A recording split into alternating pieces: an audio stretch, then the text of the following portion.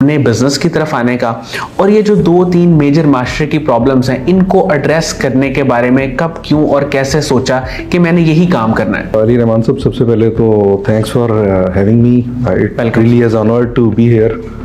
Sir, ये एक लंबा सफ़र है, पूरी ज़िंदगी का सफ़र है, और आप आहिस्ता आहिस्ता चीज़ों को सीखते जाते हैं और आपकी प्रायोरिटीज सेट होती जाती हैं।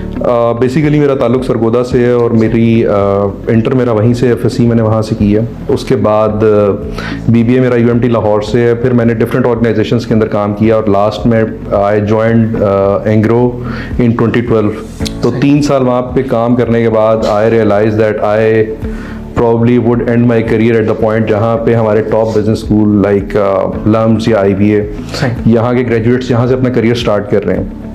तो मैंने जॉब को वहाँ पे पॉज दिया, फुल टाइम MBA के लिए गया IBA कराची। उससे पहले वैसे मैंने एक अमेरिकन सर्टिफिकेशन है प्रोजेक्ट मैनेजमेंट प्रोफेशनल की, project management institute of America, वहाँ से मैं सर्टिफाइड प्रोजेक्ट मैनेजमेंट प्रोफेशनल भी हूँ।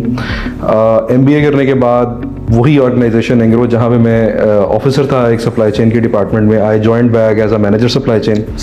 और उसके बाद 3-4 साल वहाँ पे काम करने के बाद I became head of supply chain.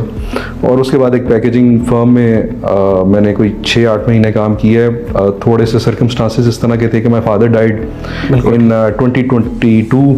तो बहुत सारी चीज़ें जो हैं वो मुझे फिर, मतलब being an elder son, you can well imagine कि हमारी सोसाइटी के अंदर एक बड़े बेटे की क्या रोल्स एंड रिस्पॉन्सिबिलिटी होती हैं, आपको करना पड़ता है। तो उनकी बहुत सारी चीज़ें हमने इनहेरिट की थी जिनको अटेंशन की ज़रूरत थी, जिनको कंसोलिडेट करना था। हमारा स्टोन क्रशिंग का बिजनेस था, हमारी लैंड थी, तो उसे मैंने कोई 1-1.5 साल पहले जो है वो टेक ओवर किया है। और साइमल्टेनियसली जब मैं सरगोदा वापस जा चुका हुआ था, साइमल्टेनियसली मैंने फिर सरगोदा यूनिवर्सिटी में पढ़ाना शुरू किया एंड 1 साल मैंने वहाँ पे पढ़ाया, एंटरप्रेन्योरशिप पढ़ाई मैंने, प्रिंसिपल्स ऑफ मार्केटिंग पढ़ाई।